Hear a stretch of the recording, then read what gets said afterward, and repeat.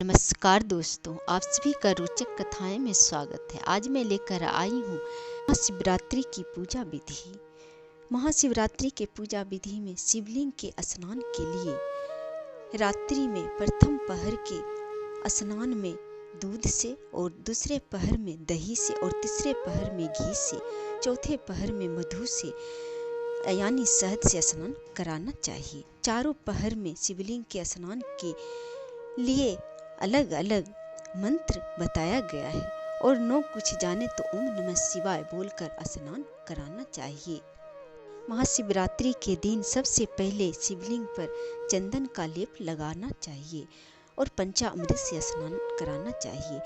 महाशिवरात्रि व्रत काल के दौरान मिट्टी के लोटे में पानी या दूध भरकर ऊपर से बेलपत्र, आंख धतूरे के फूल, चावल आदि डालकर शिवलिंग पर चढ़ाना चाहिए।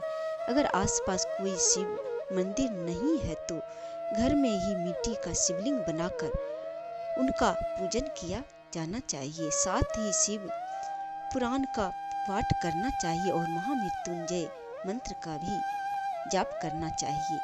शिव के पंचाक्षर मंत्र ओम नमः शिवाय का जाप जितना हो सके उतना करें। महाशिवरात्रि के दिन इस दिन मंत्र का जाप करने से विशेष पुण्य की प्राप्ति होती है। शिव पूजा के बाद गोबर के कैंडी पर अग्नि जलाकर तिल, चावल और घी के मिश्रित आहुति देनी चाहिए। इस तरह होम के बाद एक सूखा नारियल का आहुति देना चाहिए। व्यक्ति यह व्रत करके और ब्राह्मण को भोजन कराकर दान दक्षिणा देकर और दीप का दान करके स्वर्ग को प्राप्त हो जाते हैं। महाशिवरात्रि के दिन रात्रि जागरण का भी विशेष महत्व। महाशिवरात्रि व्रत कथा।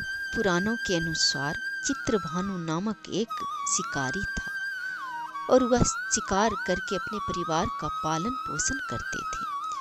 शिकारी शिकार के खोज में बहुत दूर निकल गए और इधर उधर घूमता हुआ जंगल में एक तालाब देखा और उस तालाब में जंगल के सभी पशु पानी पीने के लिए आया करते थे। शिकारी उसी तालाब के पास आया और उसने तालाब में हाथ मुंह धोकर पानी पिया।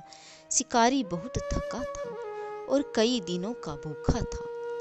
उसने सोचा कि जंगल के पशु इसी तालाब के पास पानी पीने अवश्य आएंगे। यहाँ मुझे बड़ा आसानी से शिकार मिल जाएगा। तालाब के पास एक बेल के पेड़ था और बेल के पेड़ पर चढ़कर वह बैठ गया और उस दिन महाशिवरात्रि था और शिकारी बेलपत्र को तोड़ तोड़ कर नीचे गिराता रहा। पूरी रात बेलपत्र को तोड़ तोड़ कर नीचे गिराता रहा और उसी बेल के पेड़ के नीचे एक शिवलिंग था जो पत्तों से ढका था और यह बात शिकारी को पता नहीं था। थोड़ी देर में एक हिरनी आई, तालाब में पानी पीने के लिए आई। शिकारी ने हिरनी को मारने के लिए धनुष पर बाण चढ़ाया। हिरनी ने शिकारी को बाण चढ़ाते देख लिया। वह बोली, भाई शिकारी, मैं जानती हूँ कि अब मैं भागकर तुम्हारे बाण से बच नहीं सकती, किंतु तुम मुझ पर दया करो। मेरे 2 छोटे छोटे बच्चे हैं और वह रास्ता देखते होंगे। तुम मुझे थोड़ी देर के लिए छोड़ दो। मैं तुम्हें वचन देती हूँ कि अपने बच्चों को दूध पिलाकर और उन्हें अपनी सहेली हिरनी को सौंपकर तुम्हारे पास लौट आऊंगी। शिकारी हंसा। उसे यह विश्वास नहीं हुआ कि यह हिरनी प्राण देने के लिए फिर उसके पास लौटेगी, लेकिन उसने सोचा जब यह इस प्रकार कहती है तो इसे छोड़ देना चाहिए। मेरे भाग्य में होगा तो मुझे दूसरा शिकार मिल जाएगा। उसने हिरनी को चले जाने को कहा। थोड़ी देर में वहां बड़ी सींगों वाला सुंदर काला हिरन पानी पीने आया। शिकारी ने जब उसे मारने के लिए धनुष पर बाण चढ़ाया तो हिरन ने देख लिया और बोला, भाई शिकारी, अपनी हिरनी और बच्चों से अलग हुए मुझे हो गई है। वे सब घबरा रहे होंगे। मैं उनके पास जाकर उनसे मिल लूं और उन्हें समझा दूं, तब तुम्हारे पास अवश्य आऊंगा। इस समय दया करके तुम मुझे चले जाने दो। शिकारी बहुत झल्लाया, उसे बहुत भूख लगी थी, लेकिन हिरन को उसने यह सोचकर चले जाने को कहा कि मेरे भाग में भूखा ही रहना होगा तो आज और भूखा रहूंगा। हिरनी अपने बच्चे के पास गई, उसने बच्चों को दूध पिलाया, प्यार किया। फिर अपनी सहेली हिरनी को सब बातें बताकर उसने अपने बच्चे को सौंपने चाहे, इतने में ही वहां पर हिरन आ गया। उसने भी बच्चों को प्यार किया। बच्चे अपने माता पिता से अलग होने को तैयार नहीं होते थे। अंत में उनका हठ मानकर हिरन और हिरनी ने उन्हें भी साथ ले लिया। तालाब के पास आकर हिरन ने शिकारी से कहा, भाई शिकारी, अब हम लोग आ गए हैं।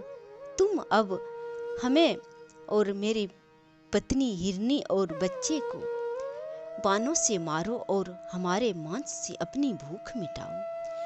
हिरन और हिरनी की सच्चाई देखकर शिकारी को बड़ा आश्चर्य हुआ। वह पेड़ पर से नीचे उतर आया और बोला, देखो, ये हिरन पशु होकर भी अपनी बात के कितने सच्चे हैं। ये प्राण का मोह छोड़कर सत्य की रक्षा के लिए मेरे पास आए हैं। मनुष्य होकर भी मैं कितना नीच और पापी हूँ कि अपना पेट भरने और 4 पैसे कमाने के लिए निरपराध पशुओं की हत्या करता हूँ।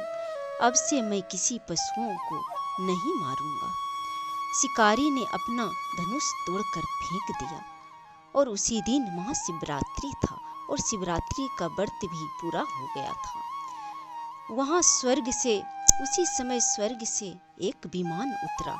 उस विमान को लाने वाले देवदूत ने कहा, शिकारी, ये हिरन और सत्य की रक्षा करने के कारण निष्पाप हो गए हैं। ये अब स्वर्ग को जाएंगे और तुम भी महाशिवरात्रि का व्रत पूर्ण किया है। आज इन जीवों पर दया की है, इसलिए तुम भी इनके साथ स्वर्ग चलो। हिरन हिरनी और उनके दोनों बच्चों का रूप देवताओं के समान हो गया। वह शिकारी भी देवता बन गया। सत्य और दया के प्रभाव से विमान में बैठकर वे सब स्वर्ग को चले गए।